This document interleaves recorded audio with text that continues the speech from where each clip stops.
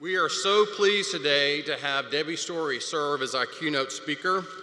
Debbie is the president and the CEO of the AT&T Performing Arts Center. She oversees a 10-acre campus and 3 venues that are home to the Dallas Opera and a number of theater and dance companies, as well as a destination for Broadway productions, concerts, and many headline acts. Before taking a lead role in the performing arts, Debbie enjoyed a long and distinguished career with AT&T's corporate office. Throughout her 33 years at AT&T, she held numerous positions across all parts of the business, including roles in customer service, sales, marketing, operations, and HR. After retiring from AT&T, Debbie wrote and published her book, Don't Downsize Your Dreams, which offers leadership inspiration for women. Debbie holds 2 degrees from the University of Georgia, including an MBA from the Terry College of Business.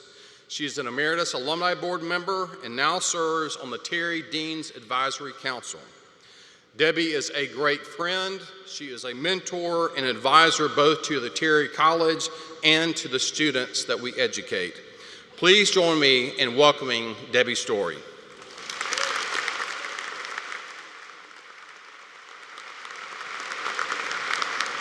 Thank you, Dean Ayers. Good morning, everyone. I am incredibly honored to be here with you for your commencement from one of the finest business schools in this country. Isn't this a great time to be a Bulldog?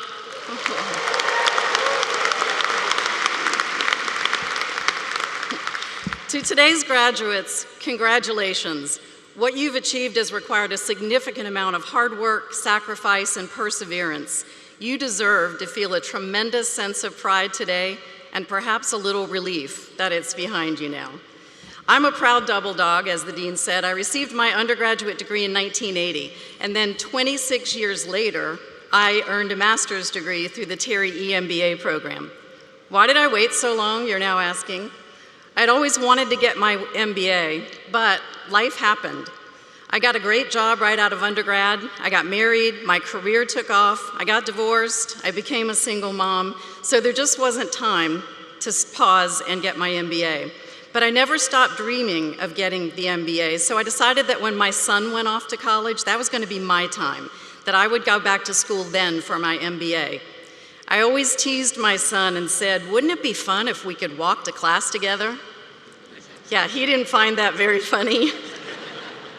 And now that I think about it, it could be why he chose to go to school in Arizona. I don't know. Choosing Terry was one of the best decisions that I have ever made. There's absolutely no doubt in my mind that I would not have had the opportunities that I've been given. I wouldn't be where I am today if I hadn't pursued my Terry MBA. So graduates, I'm confident that you chose a path that will serve you very well in life, no matter what direction it takes you. So again, congratulations.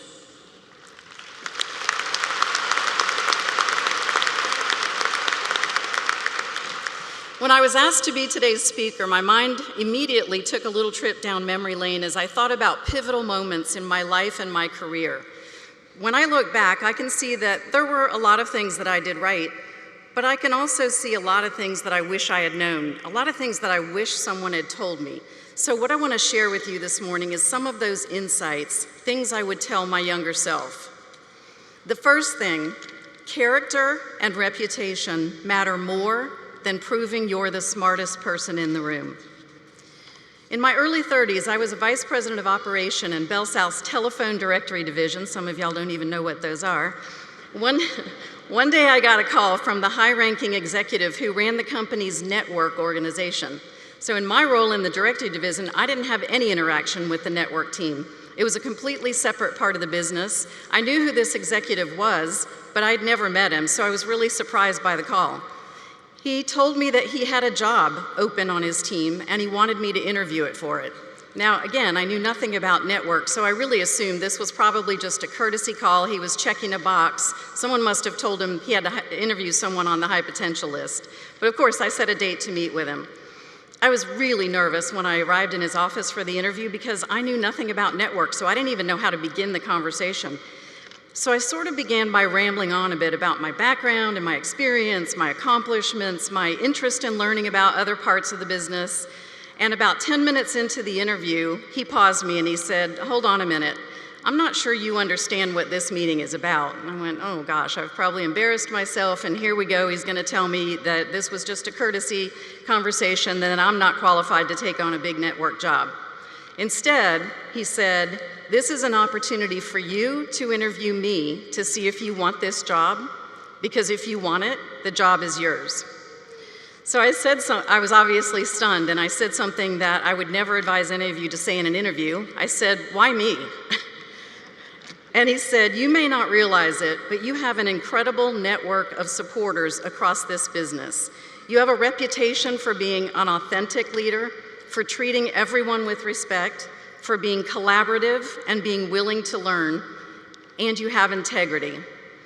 Then I said another thing you wouldn't typically say in an interview. I said, "Honestly, I really, truly know nothing about network operations." I'll never forget his response. It has stayed with me my entire career. He said, "When given the choice, I'd choose character over intelligence any day."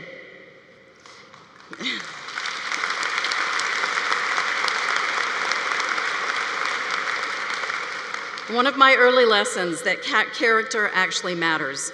Think about how you want people to talk about you when you're not in the room. Your reputation can work for you, or it can work against you. Make sure yours is working for you. The second thing I would tell my younger self: don't settle. Don't live the life you think others expect of you. Immediately following AT&T's acquisition of Bell South, AT&T's Chief Human Resource Officer spent a lot of time getting to know the Bell South leaders who, like me, had survived the acquisition.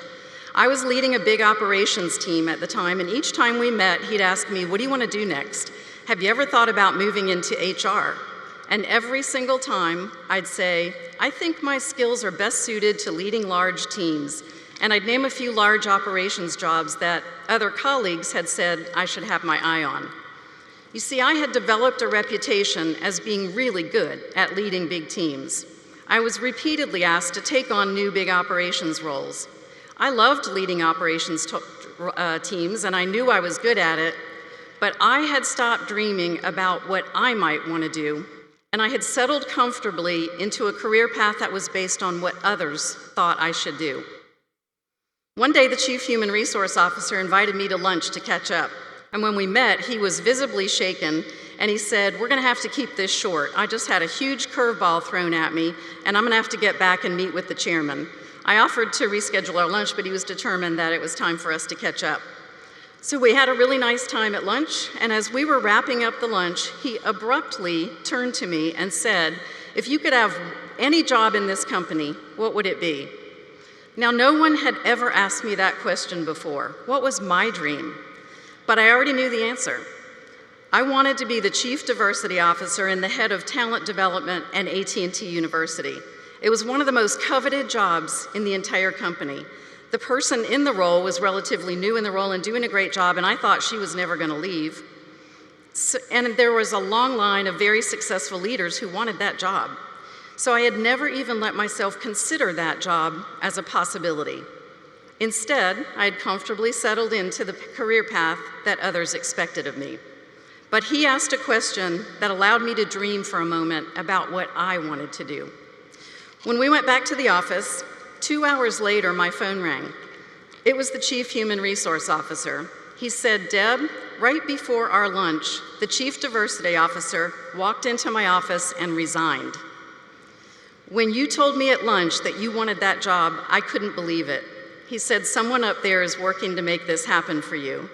I still get goosebumps when I think about the timing of that lunch conversation. In my 33 and a half years at AT&T, that job turned out to be my favorite role by far. It was literally my dream job. I helped drive a culture of equity and inclusion in a Fortune 10 company, a culture of learning and growth and opportunity for more than 250,000 employees worldwide. It was a role that filled me with so much passion and purpose. It was a role I felt I was made for. It allowed me to discover what I believe has been my purpose in life, helping others find the courage and confidence to pursue their dreams. I believe every one of us is put on this earth with a God-given talent, a talent that is uniquely yours. If you can find it and hone it, there is no limit to what you can achieve. So dream your dream, pursue your passion, live your life, not the life that others expect of you. Do you. That's the key to living a life of purpose and passion. The third thing I would tell my younger self, perseverance and resilience will be your secret weapons.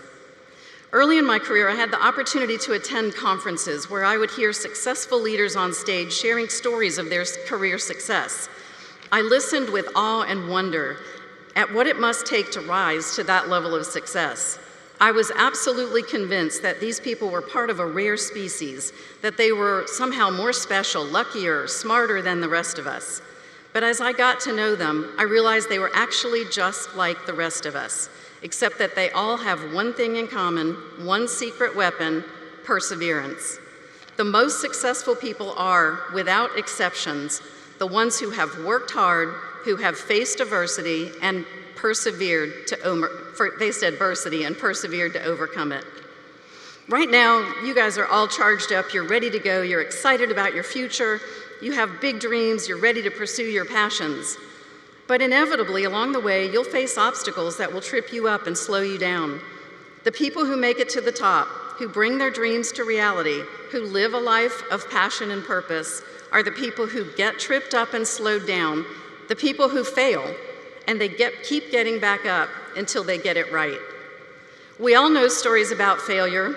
Steve Jobs was fired from Apple, Michael Jordan was cut from his high school basketball team, Oprah Winfrey was fired from her early job as a television anchor.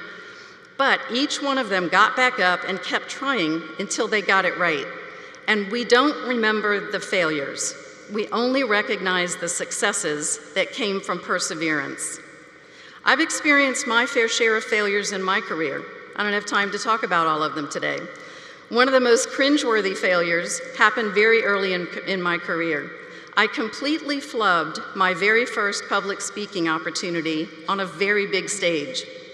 A little ironic given my position as your speaker today. When I walked off that stage, I knew I had failed, and I realized I had two choices. I could let myself be remembered and labeled as a very poor public speaker, or I could fix it and change the narrative.